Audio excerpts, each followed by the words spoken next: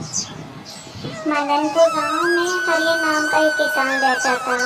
उसकी पत्नी का नाम सुमित्रा था और उसकी एक बेटी भी थी जिसका नाम प्रिया था। प्रिया बहुत ही सुशील और सुंदर स्वभाव की थी।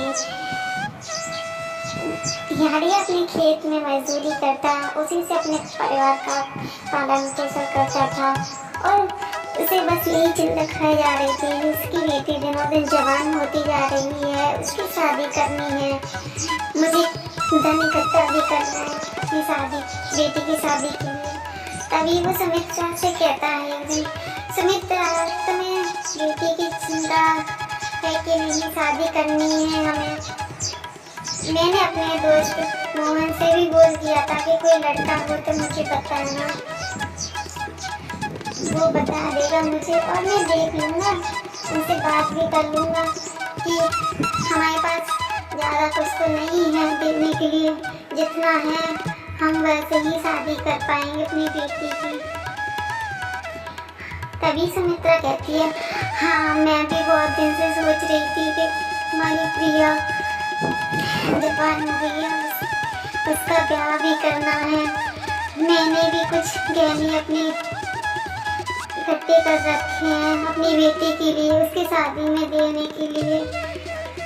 आप जाइए बात करके आइए मोहन भाई साहब से कि कोई लड़का हो तो मिल जाए। तभी हरिया मोहन के पास जाता है और मोहन से पूछता है, अरे भाई मोहन, मैंने तुम्हें कोई एक काम दिया था अपनी बेटी की शादी के लिए, तुमने किया कि नहीं किया? कुछ दिन पहले ही मोहन को एक रिश्ता आया था हरिया की बेटी के लिए। उन्होंने हरिया की बेटी किसी शादी में फंक्शन में देखी थी, उनको बहुत पसंद आई थी। तभी मोहन कहता है हरिया से, हाँ हरिया भैया, एक रिश्ता आया है तुम्हारी बेटी के लिए, बहुत अच्छे लोग हैं और लड़का शहर में नौकरी भी करता है। उन्होंने तुम्हारी बेटी को हाँ पड़ोस गांव में शादी थी, तुम्हारी बेटी भी गई थी, तब उन लोगों ने देखा था, पूछ रहे थे कि ये किसकी बेटी है, कौन है, कहाँ रहती है, तो मैंने सब बता दिया। तो वो कहो तो आ जाएंगे, तो वो हरिया हाँ कर देता है। इधर को देखने आ जाते हैं प्रिया को और पसंद भी कर लेते हैं। और उसकी माँ लड़के के पिताजी बाहर चले जाते हैं, उसका वही बातें करती रहती है लड़के की माँ और कहते हैं हमें तुम्हारी बेटी बहुत पसंद है, हम जल्दी ही बारात लेकर आएंगे। ठीक है बहन जी, हमारे पास ज़्यादा कुछ तो नहीं है देने को, हमारी बेटी है और हम जो करेंगे जैसे करेंगे कर देंगे। तो हरिया और सुमित्रा अपनी बेटी प्रिया की शादी बहुत ही धूमधाम से अच्छे से करते हैं। जितना हो सकता था उन्होंने किसी चीज़ की कमी नहीं छोड़ी थी। और विदाई का टाइम आ जाता है, तभी हरिया कहता है, बेटा राजू, मेरी बेटी का ख्याल रखना, अगर कोई गलती हुई हो, भूल चूक हुई हो तो हमें माफ़ कर देना। तभी सुमित्रा भी कहती है, बेटा हमारी बेटी का ख्याल रखना, मेरी फूल सी बच्ची है, कुछ गलती हो जाए तो नादान समझकर माफ़ कर देना मेरी बेटी को। वो पढ़ाई कर जाएगी, थोड़ा उसे कुछ गलतियां भी हो जाएं तो क्षमा कर देना। तभी राजू कहता, अरे माँ जी, पिताजी आप चिंता मत कीजिए, मैं इसकी आंखों में आंसू नहीं आने दूंगा, इसको बहुत खुश रखूंगा, इसको अपनी पलकों पे रखूंगा, मैं अपनी रानी बना के रखूंगा। मेरे परिवार में भी बहुत सब प्यार करते हैं इसको, सब अच्छे से रखेंगे, आप चिंता मत कीजिए। चलो हम चलते हैं। इधर प्रिया राजू उसके ससुर दीन नाथ आ जाते हैं। तभी राजू की माँ घूर घूर कर देख रही थी और कहती है, लाओ नगदी और जेवरात रख दूँ मैं, जमाना बहुत खराब है, इतनी रात कर ली है। अरे भाग्यवान, एक गिलास पानी तो दे दो। और वहाँ तो कुछ भी नहीं मिला। कुछ नहीं मिला तो बारात लेकर वापस आ क्यों नहीं गए? जाने कहाँ से ये कंगाल परिवार मिल गया हमको शादी। हमें क्या पता था कि ये लोग कुछ नहीं दे पाएंगे। मेरे बेटे की कितने अच्छे अच्छे रिश्ते आ रहे थे शादी के लिए और तुमने कोई भी लड़की नहीं पसंद की, सबको मना ही करते रहे। इधर प्रिया सोच रही थी कि कैसे क्या। तभी राजू कहता है, अरे प्रिया तुम चिंता मत करो, माँ तो बस ऐसे गुस्से में बोलती रहती है, थोड़ी देर में सब सही हो जाएगा। उनका गुस्सा बस ऐसा ही है, थोड़ी बहुत देर का होता है, सब सही हो जाता है। चलो अब आराम कर लो, तुम थक गई होगी, कपड़े बदल लो। तो दोनों आराम करने चले जाते हैं। फिर अगले दिन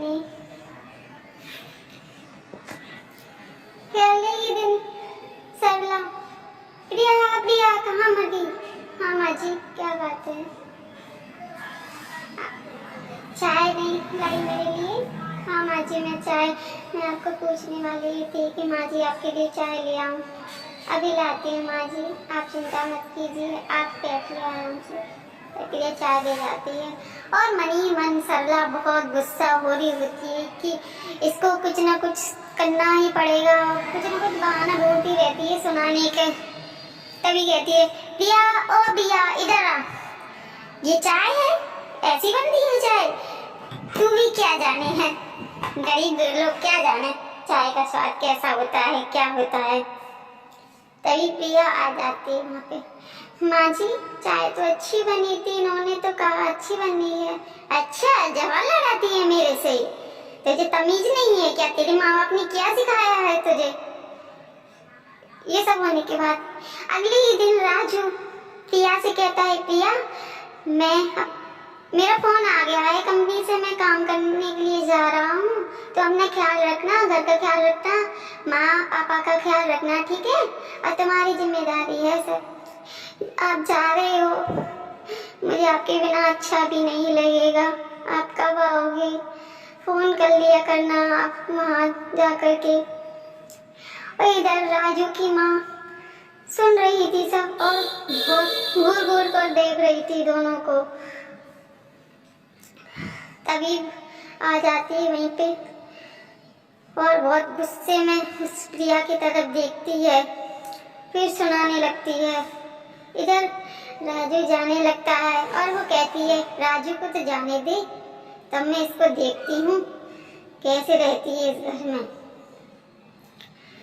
और राजू जा रहा होता है, तभी कहती है, बेटा तू जा।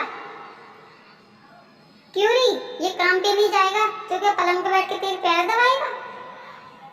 अगर पति के साथ ही रहना था तो किसी मजदूर के साथ शादी कर लेती ना, दिन रात उसी के साथ रहती, काम करती।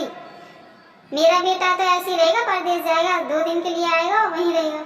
माँ जी आप कोई काम है तो बताइए, माँ जी आप ऐसे डांटा मत कीजिए। प्रिया मन ही मन बहुत दुखी होती है, कहती है, हे भगवान मैं क्यों माँ जी को खुश नहीं रख पाती हूँ, इतना कुछ करती फिर भी गलतियाँ होती हैं मेरे। इसी तरह प्रिया की सास प्रिया को दिन दिन बहुत परेशान करने लगती है, उसको सुनाने के परेशान करने के नए नए तरीके अपनाती रहती है। बहू तूने ये कपड़े नहीं धुले हैं, चाहे कपड़े धुले हुए हों फिर भी, और फेंक देती। 4 बजे उठाकर 4 बजे उठते हैं सब बहुएं, और क्या काम है, काम भी नहीं करती, पड़ी रहती है जब देखो तो।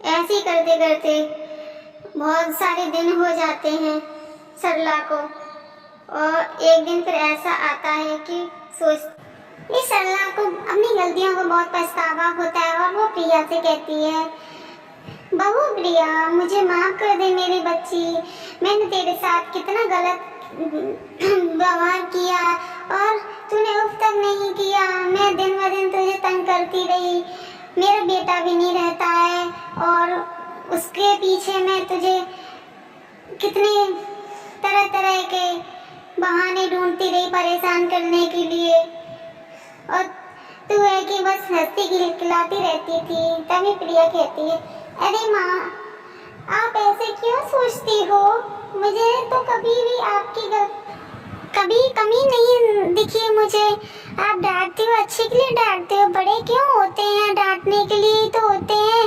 डांटते हैं तो छोटों को समझ आता है कि कोई भी काम कैसे करना है। आपकी जगह मेरी माँ होती, वो भी डांटती है मुझे। तो मुझे आपकी किसी भी बात का बुरा नहीं लगा माँ, आप उदास मत होइएगा। और इस तरह से सरला और उसकी बहू प्रिया दोनों खुशी खुशी साथ में रहने लगते हैं और उसे बहू को बेटी की तरह बनाकर रखती है।